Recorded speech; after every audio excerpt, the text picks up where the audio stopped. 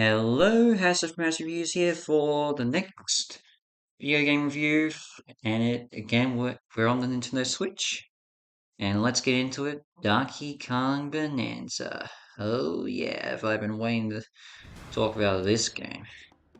Seriously, this has been probably my most anticipated game for the year since it was announced in the Nintendo Switch 2 presentation. It was, I could not, when I first saw it, I was completely blown away by it. A brand new 3D Donkey Kong game. The I couldn't believe it. This is the first time since Donkey Kong 64 that we got something like this. This is huge.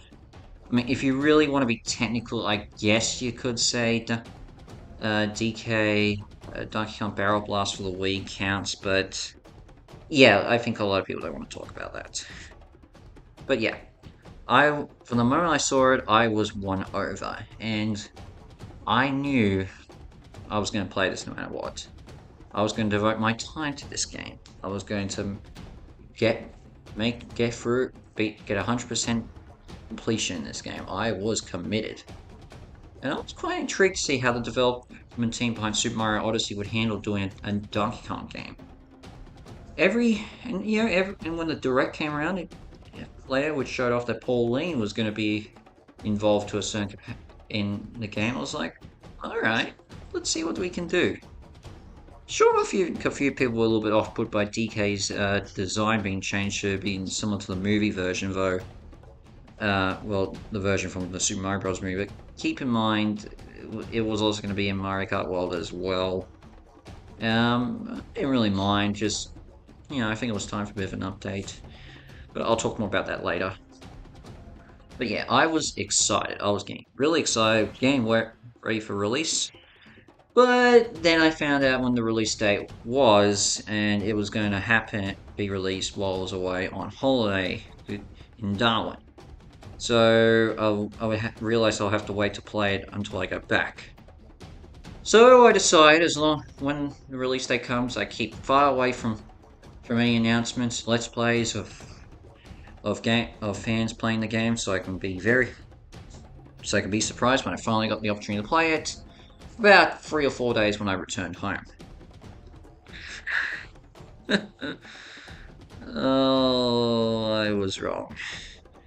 Yeah, I got spoiled big time over certain details on just the day after it got released, and yeah, that includes the big reveal, and I'm gonna get to that.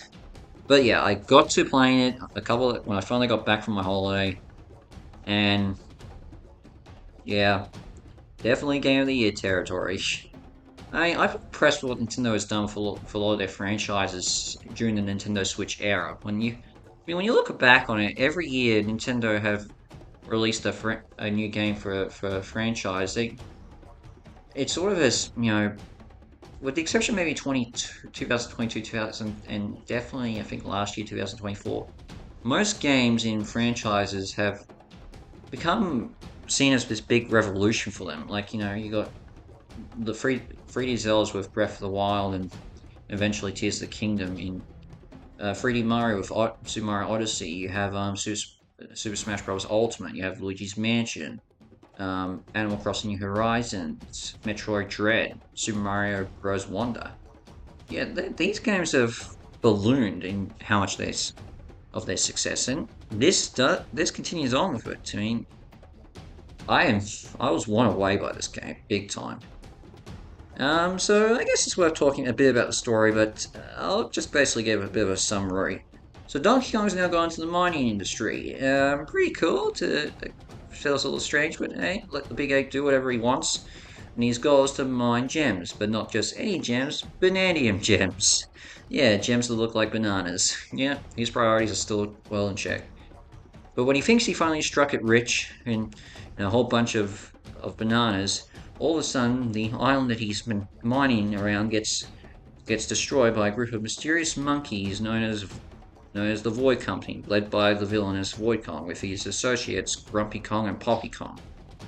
The island sinks down into the ground, and DK is buried underneath the rubble. When he finally gets out and discovers Void Kong, he also runs into a mysterious talking rock who at first is hostile to him, but eventually warms up to him and starts running on his back. Realizing that Void Kong is mining into the earth to get to a mysterious treasure known as the Bananza root that can apparently grant someone's wishes, DK chases after him and is determined to stop him.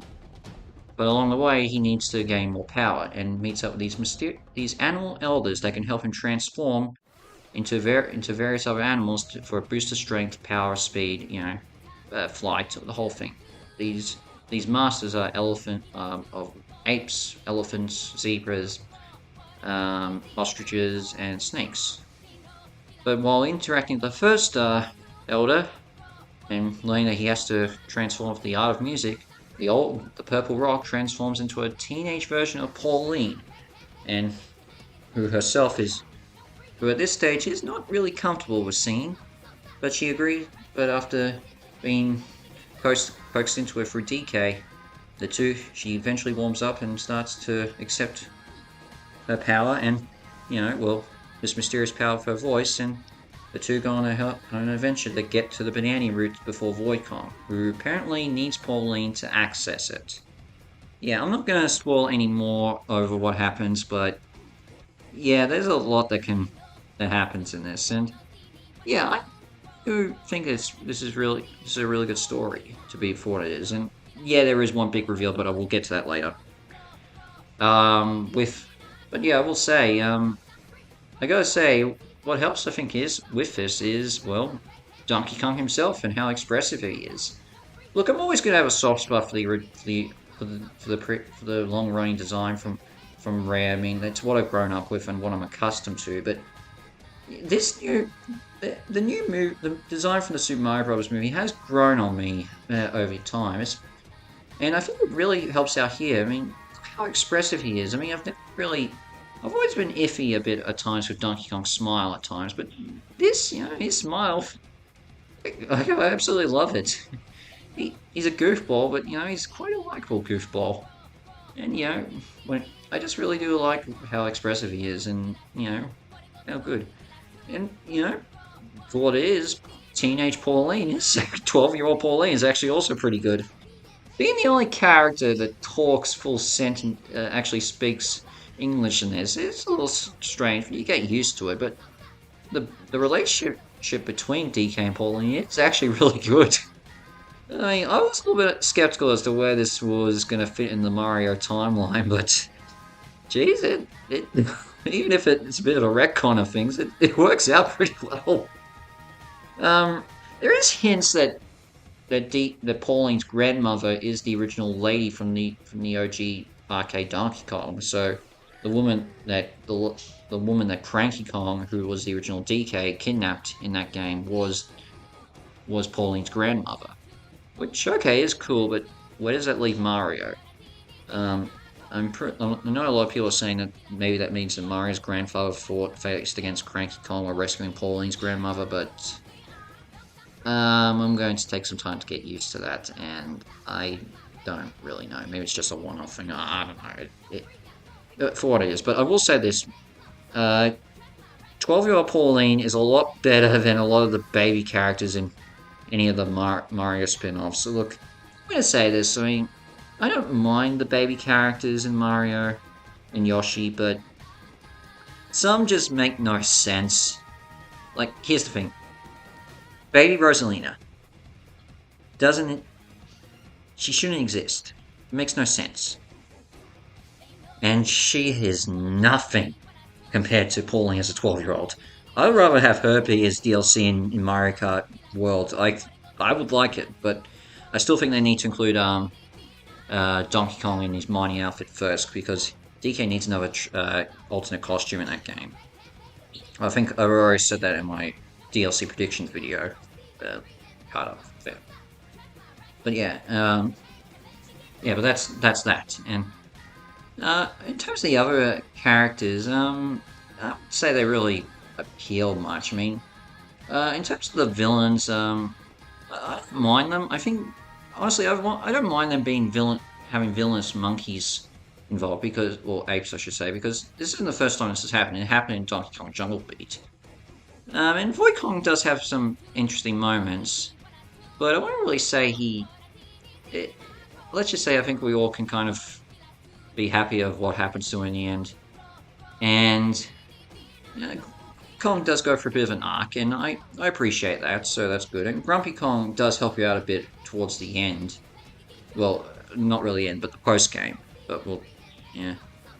That goes into one of my big problems with it. I'll discuss it shortly. But yeah, and the other characters you interact like the mining monkeys and the fractones that live underground. They're just there to get a bit of world building and side quests and all that. In terms of other DK characters, that's a bit interesting. Like Cranky Kong's the most relevant because he's going on his own quest to track down a mysterious bandit that's stolen all DK's monkeys on DK Island, and he's obviously brought Rambi with him. And obviously that's to build up the big surprise. Hold up, I'm going to talk about it. Yeah, and yeah, that's good. It gives you bananas, much like Captain Toad and Princess Peach would do in Mario Odyssey. So yeah, that makes sense. Dixie and Diddy also show up in one world for the Ramby Racing minigame, and truth be told, that's probably one of the things I didn't really spend too much time on. I just got the two bananas, like Bananium gems I could get from them, and that's about it. But it's cool to see them here. In terms of the other Kong family members, they name dropped Candy Kong in there. I'm not sure if they mentioned Funky. Maybe they do. I'm not too sure, but yeah, that's really about it.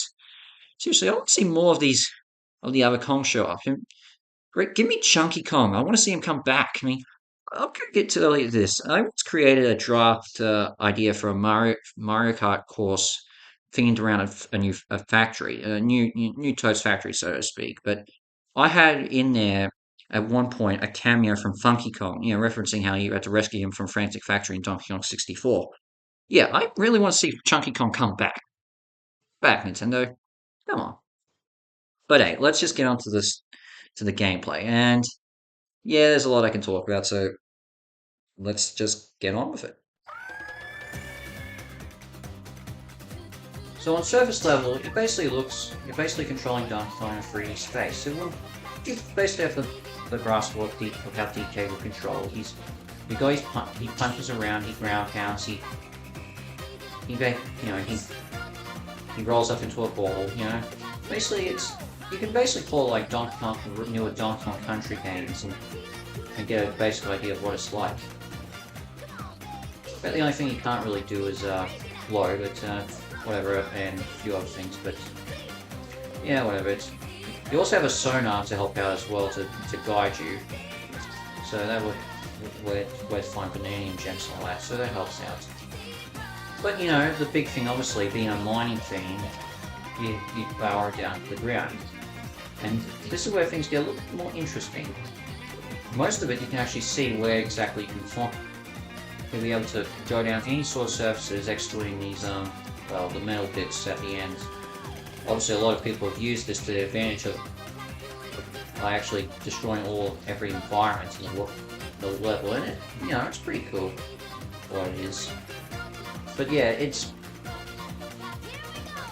just basically what you see is it's in many ways it is more of an extent. I'm sure you see it's a different sort of Donkey Kong, but the fact is also with that mining into the earth, it is actually really appealing. You get a lot of great, especially considering all the different surfaces around this game. It's fantastic. And obviously with different surfaces, you can pick them up and carry them around as such, and use them to interact with other elements, such as here where you throw the snow in to melt the ice. But you don't even have to melt it. You can also use it as a platform to ride on things as such. This also helps out a bit with some of the obstacles like the brambles and all that, but you still gotta be careful and all that. Obviously with that, you've got enemies here that you can use to clear parts in the environments as well. You can do whatever you want, and it helps out where you go. Within that, you've got to obviously collect gold and all that, which will come into play, and coins, which, yeah, I'm going to address my problems with the coins shortly, but But that mainly comes into the post game, I would say. But yeah, the environment is your playing thing. It'll help you make your own decision, do your own, go your own way with each of these levels. It's fantastic, and I appreciate that. And every terrain is very different, such as these chocolate cake style areas in the snow world, in the freezer layer. It's fascinating, how much creativity each of the environment of these worlds are. It's beautiful. What more can I say? With that said, though, I don't know how and why certain bits of terrain get picked up are useful for do special things. Like say picking up gold and chucking at environments blows things up. Like I don't know, how does that work? Like, I don't know. I know it's a game, but I do have to wonder why it's gold and all that. I mean, sure, there's probably an explanation. I don't know, but yeah, I do have to question that.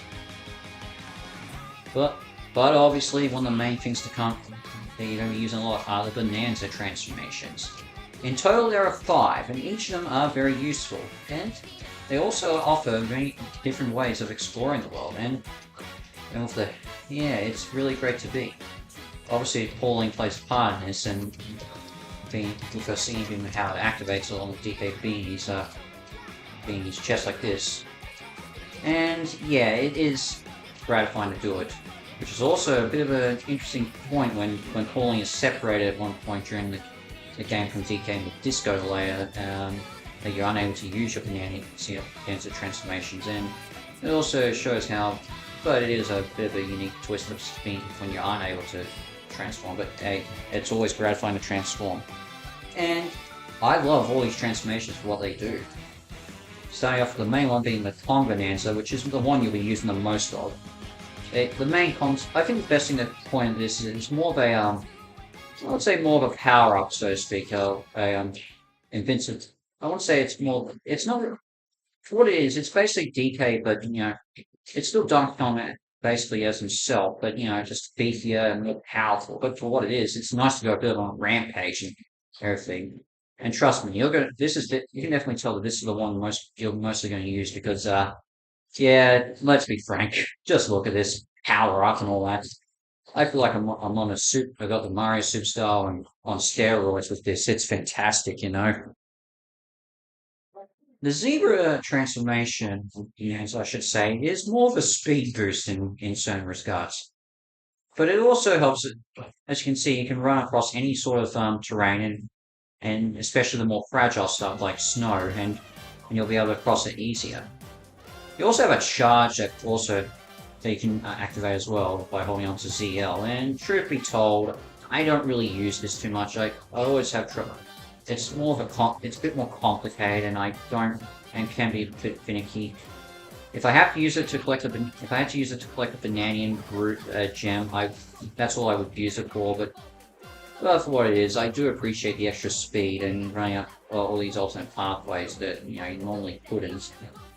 And truth be told, I love the theme a lot for this. In fact, I'll discuss the music for them shortly. So yeah, I love for it. Zebra works. The Ostrich Bonanza is probably both the second most useful and my second favorite of everything. As you can see, the main thing about this, even though it's impossible for an ostrich in real life, is that you can fly. And well, just the fact is, the power of flight helps out a lot with getting across certain obstacles and all that. I find, and I think a lot of people are going to get a lot of use out of it when it comes to being able to impossible bottomless pits and hazards, and it's also pretty fun to do so. One of the things you can also do is that you also have eggs you can use to take down enemies by dropping from above. But the thing is also you can't actually fly for that long, and you eventually go into a bit of a glide. And what it is, I don't mind it. It works out what it is, and when you find air currents that boost you up a little further, it helps you out even more. But I don't know. Is the ostrich more fragile than I think a lot of the other things here? I'll have to double check. But for what it is, I like it. It's my second favorite of all the Bananzas he has. But that's not my favorite. My favorite, though, is easily the elephant. I love this thing. Uh, Basically, the main thing is one thing: inhale, and you can inhale everything in this molten lava, gold, sludge, ice, everything. Nothing stops you from going bonanza on this. It is fun. I love being able to inhale anything and everything around you. Of course, your breath will run out, so you have to keep that in mind. But for what it is, I just have a blast doing all this. And depending on the terrain you get, whatever you inhale for your trunk, you can later use it to throw stuff with to pull it out of your trunk and throw it as a projectile. How cool! And again, and it all just comes down to what you've already got. It could be gold, it could be rock, it could be ice, anything. So is one of my favorite things to do in this game. I love the elephant bonanza. Love it to death. Easily my favorite. The snake bonanza is probably the most situational and least usual happy. I mean, it's good and it has its beneficial. Like using your glare, you can slow down time, which is going to help a bit with certain time challenges. And of course, the big thing is also with its tail, you can double jump, or you can jump higher, basically like a super jump, like Luigi's in Super Paper Mario. And again, I don't. It's not bad, but it's mainly situational. But you use it for when you can and to get your bananas and all that. And yeah, you gotta enjoy it. Hmm. A snake eating banana. Why do I feel like that's relevant at the moment?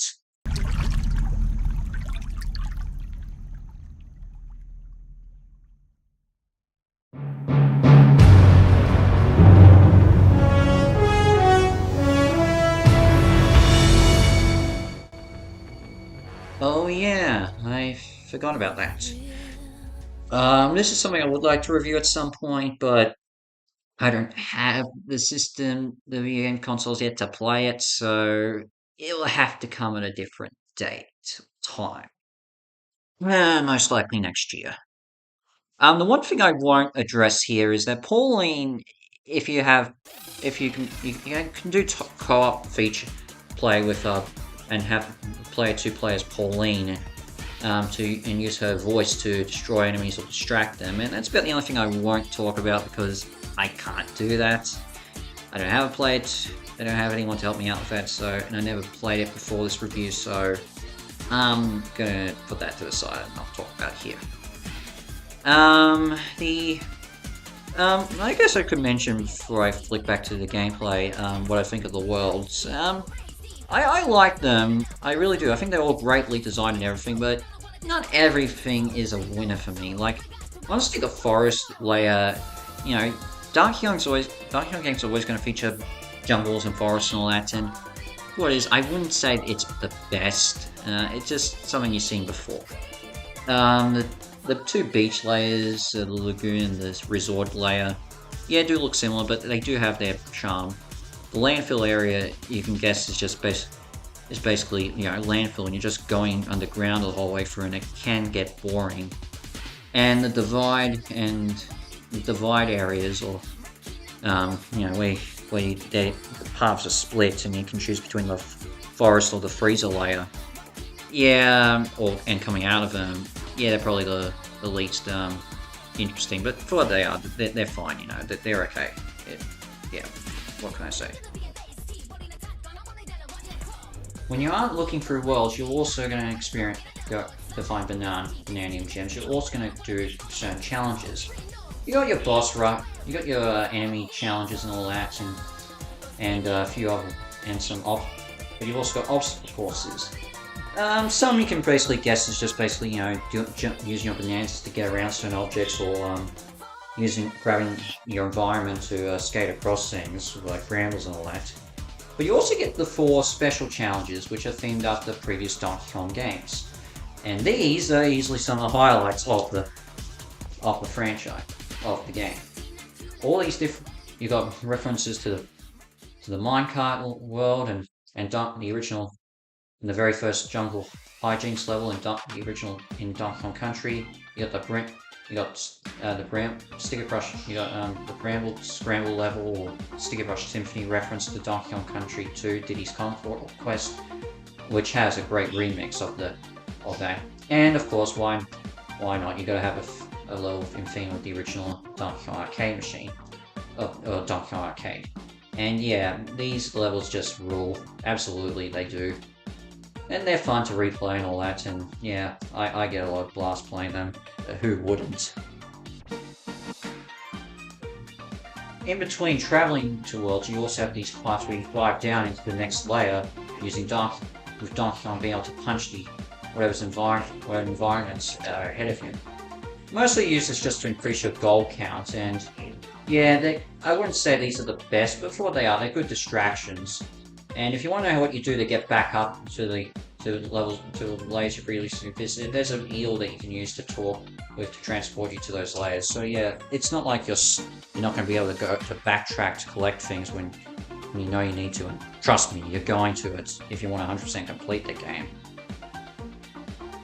Next to the Banana Gems, the next most common thing you will aim to collect are the fossils. And these are pretty interesting as they're all themed after previous objects of for Donkey Kong's history. And and these will also help you get bananas as well. And eventually, when you get to the disco layer, you get to this point where you actually can view all the fossils you've collected. And trust me, there's some pretty cool designs from the history of Donkey Kong. From the pig that shows up in the save points of the retro game series. You've got On Guard the Swordfish making an appearance. The tarantula, I think, from Donkey Kong Country 2. I'll have to double check that. And of course, why not without the original 8-bit Donkey Kong? I wish Frankie could have seen this. This would have been funny.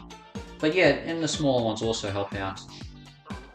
And these will also come in handy as these are the currency you use to collect the outfits. What are the outfits? Well, much like Super Mario Odyssey, you can also be able to change DK's outfit along with Pauline. The thing, and this is interesting actually, is while Mario can only really change his hat and outfit, with DK it's a bit differently. You can obviously change his tie as such, with many different ones, one of them being the final reward for being the invisibility tie from Poppy Kong when you 100% complete the game. His fur color, which is pretty interesting when you see all these ones that could be seen as, well, I wouldn't say they're all references to past Donkey Kong Country characters and all that, but you can sort of see a bit of references here and there to the history of Donkey Kong. You just got to make it wait and see.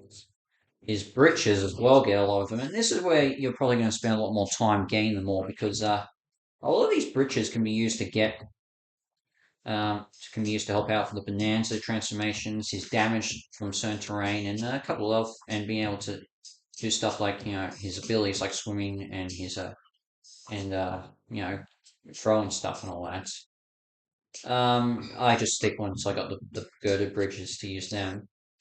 Once you 100% complete, once you beat the main story, you can unlock his mining helmets, and yeah, I love it personally, but I wish there was more hats. And Pauline also gets abilities which will help out a lot with her transformations and all that.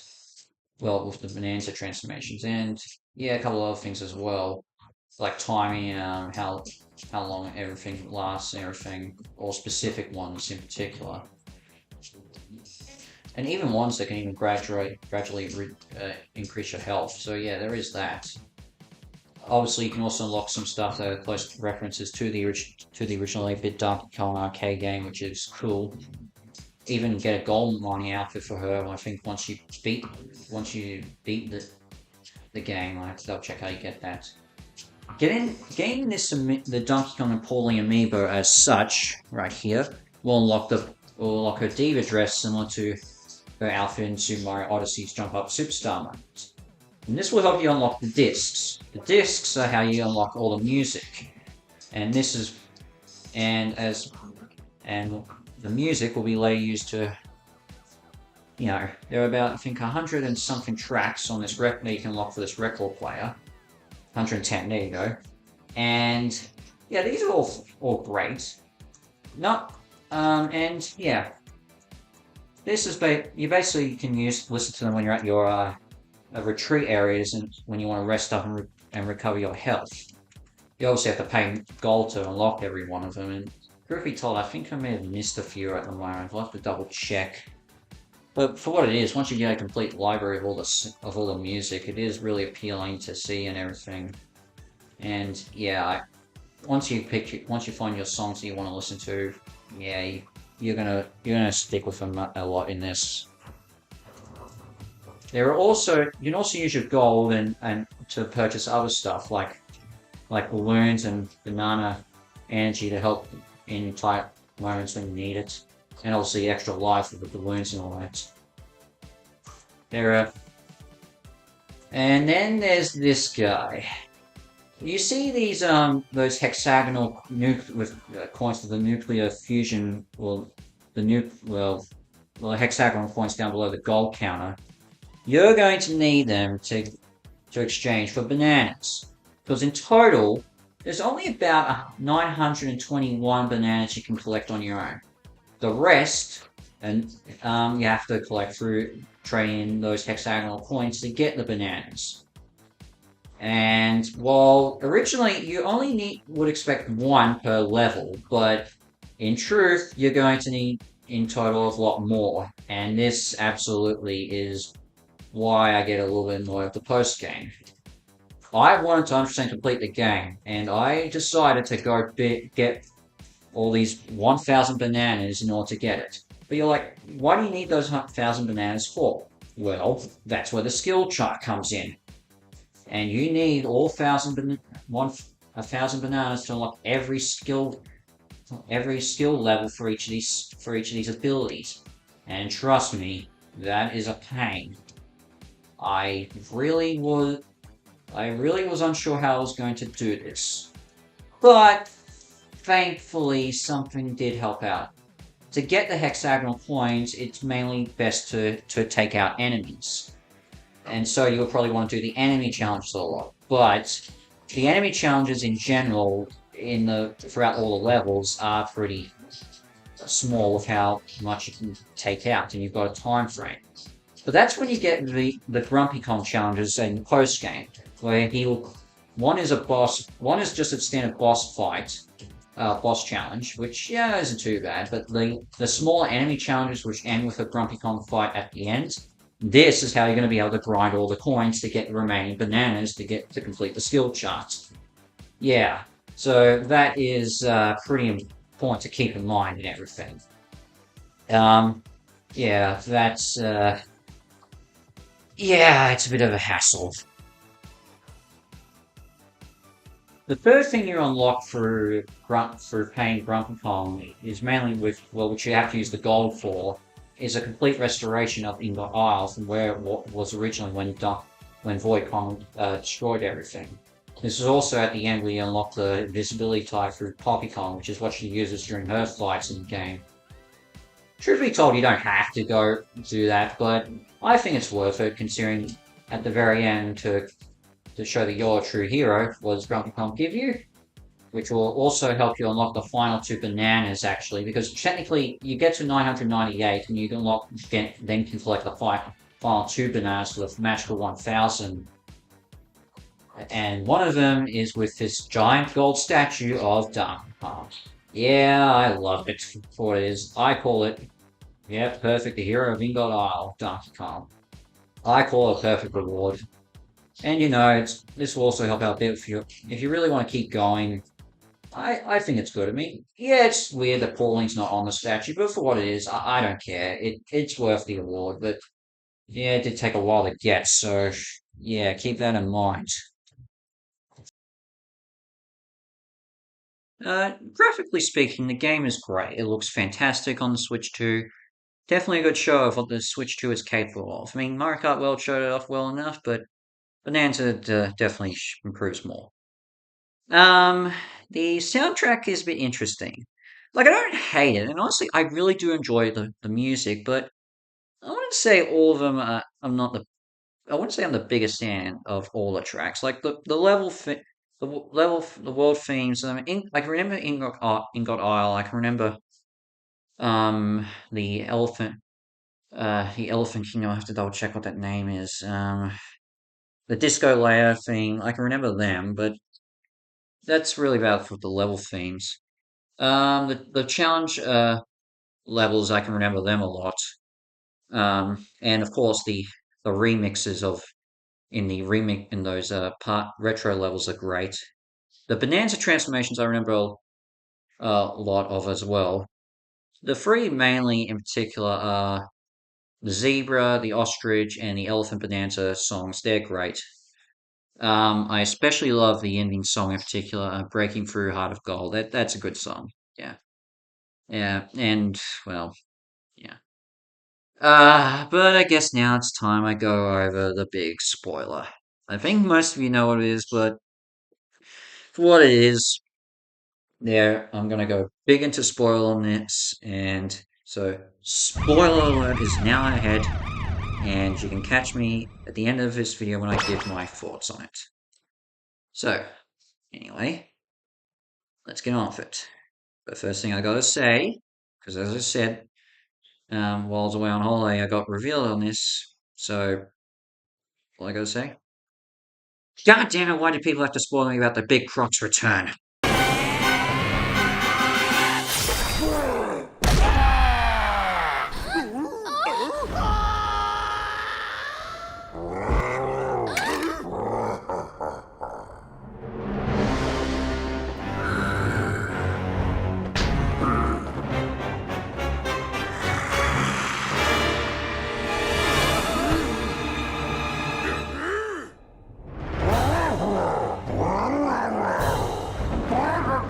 Yeah, as I said before, I was away on holidays when the game came out, and I tried my hardest to avoid any spoilers for this game.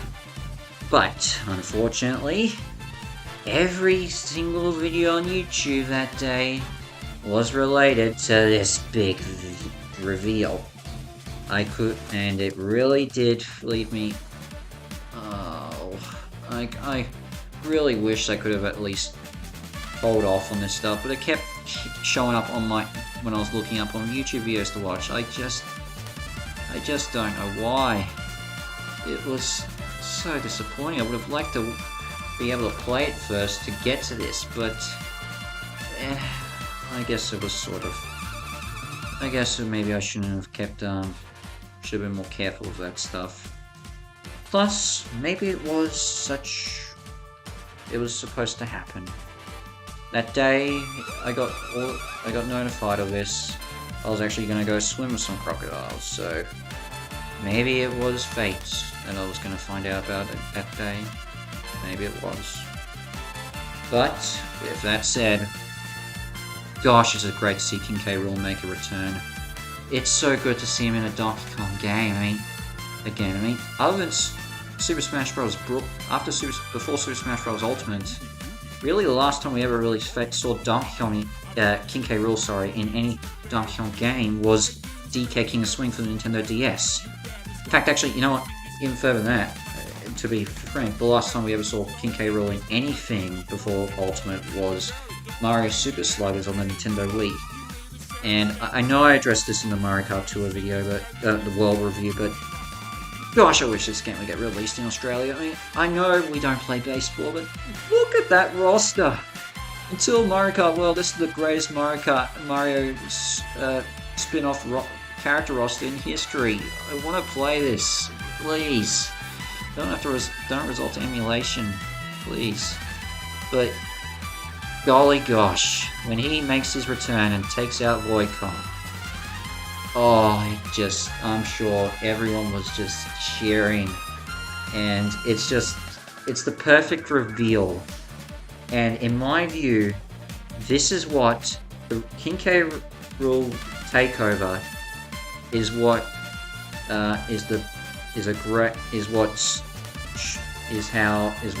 Star Fox Adventures and Legend of Zelda Twilight Princess failed at when it came to the surprise twist villain in a video game. If you don't know when seeing Andros and Ganondorf take over as the plot villain of those games, I think for a lot of people they did not like that. With this, it works. And golly gosh, is it great to see it happen. This is how you do it. And geez, of course, obviously, and it is built up. Obviously, a lot of these enemies are covered in rocks. They have crocodile skeletons, and even Cranky Kong name drop has given pretty much hints away that the person he's chasing is King K. Rool. So it's not like it wasn't getting shoved out of nowhere. This was being built up, and it's good to see. And I guess it is pretty fun to think that Voidcon, what Voidcon thinks is the Bananian roots is actually King K. Rool's big belly armor. Jeez. Yeah. So yeah, then obviously what we think is the final level ends up being, which is the Forbidden Layer, which ends up being the second last level. We get to the planet core, and this is where we finally see all the Kremlins and all those King K. Rool's goons make their return. Gosh, is it great to see them. Even the first thing you see is this giant big stone and gold statue of King K. Rool. Gosh, man, I love seeing that, but I feel like it's missing something.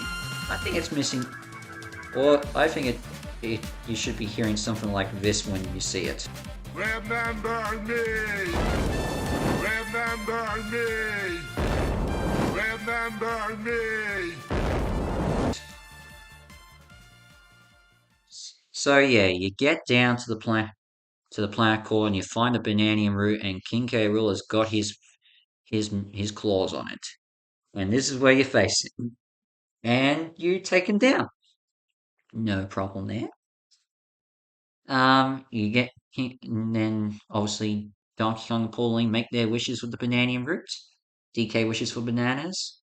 Pauline wishes to head home. And we would think the game ends. But instead, we get this.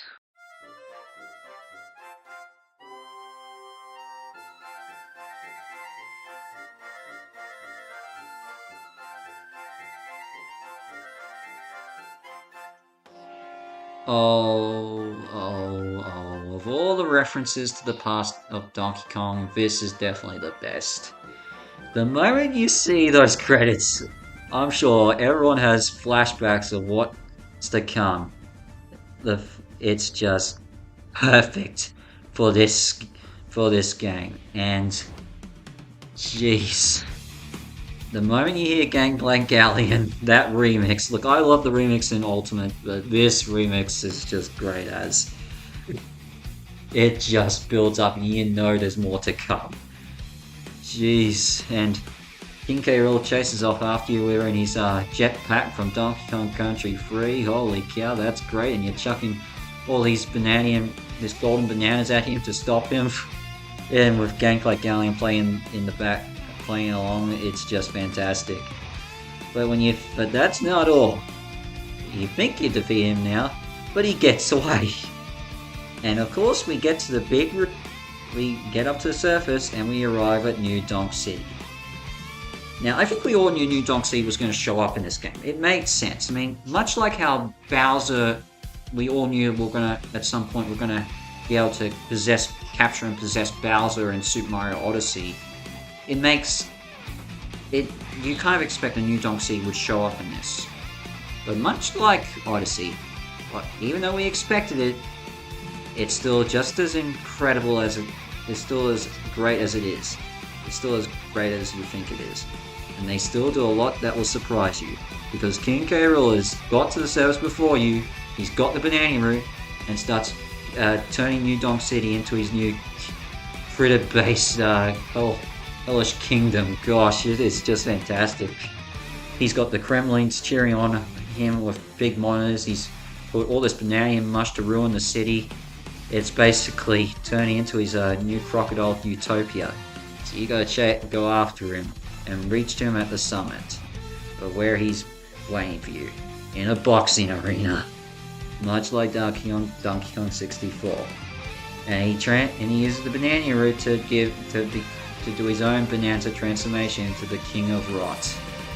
Now you're in for the final battle. Gosh, is it great! I think the final battle is good.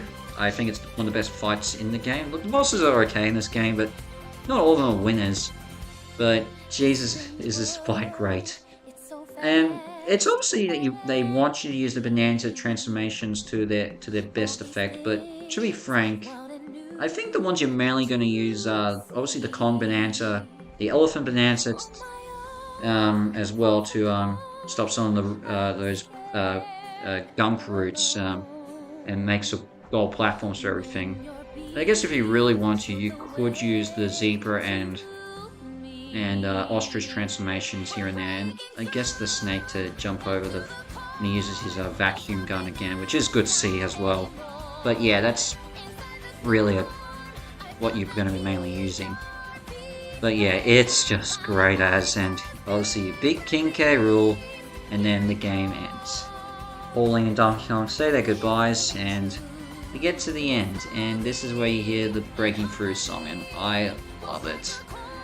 What a way to end this game. And I know technically with the post-game, there is another ending where they, instead of going DK returning back down to the surface world, he and Pauline are coming back up, and we get the special artwork of Pauline performing to everyone in the crowd with Donkey Kong in the background. And if you 100% complete the game, you see all the other members, I think all the other Bananza transformations or all the other Bananza animals. So yeah, that's cool. But, and you know, even then the ending image in the base game is fine with Pauline busking in the streaks, because she does mention it. But yeah, it's just great. In my view, this is the best ending in a Nintendo game since Metroid Dread. Look, I love the Zelda Breath, Tears of the Kingdom, and even Echoes of Wisdom's endings, which were good. But this is just... I think this is... In fact, I think this is better than Metroid Dread. I think this is the best ending to a Nintendo game since Super Mario Odyssey. I love this ending. It is fantastic. It's great, it's fantastic, it's a thrill to go through. My gosh, do I love this. It's fantastic. It is fantastic. But yeah, what a game Donkey Kong Bonanza is. It is great. I love it. And it easily is up there, definitely in contention for Game of the Year this year, easily. And you know, if Astro Bot could win last year, and I was surprised that it did, because I didn't think it would, this game deserves to as well. I mean, look, I don't know if it's got the best overall review score from the critics compared to every other game that's got a 90 at the moment, but in my view, this is the best, and jeez, is it great. It's definitely clear that the Nintendo Switch 2 has started off well with its exclusive IPs. Exclusive games. World was a good start. Bananza's even better. I'm sure a lot of people are looking forward to seeing what's to come. Especially, I think, with Pokemon Legends Z8, which I think would be the next video game I would most likely review if it's not an old... Well, for newer releases is more likely, I should say. There'll be others I could also touch on beforehand, but what can I say? Donkey Kong Bonanza is a blast. A 95, it's a 9.5 out of 10 half stars for me. I love it. I had a blast. What more can I say? I loved it. Yeah. What more can I say about that? But going forward, what's next in my reviews? You'll just have to wait and see. I think most likely, I'm hoping to do a top 10 list in the near future. But you'll just have to wait and see. Whether or not this review comes out before or after my review of the Bad Guys 2, that's debatable. You're going to have to wait and see. But just wait and see. That you'll just have to find out. But in the meantime, As of Prince Reviews is out. And I shall see you for my next video. Ciao.